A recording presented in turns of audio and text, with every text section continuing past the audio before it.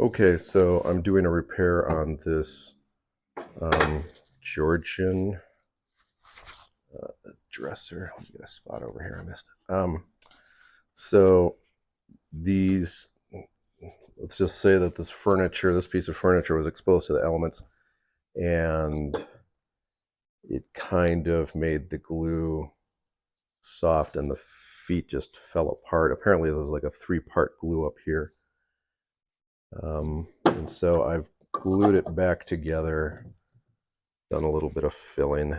Not my proudest piece, but I'm using some Georgian cherry gel stain to bring this thing back to life and to at least recoup the probably $50 or $60 I spent to acquire it.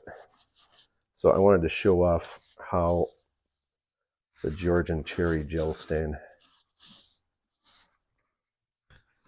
pretties this up. And so wipe it on, wipe it back, and you have, I mean, if you like antiques, you have pretty cool finish. So that would be that.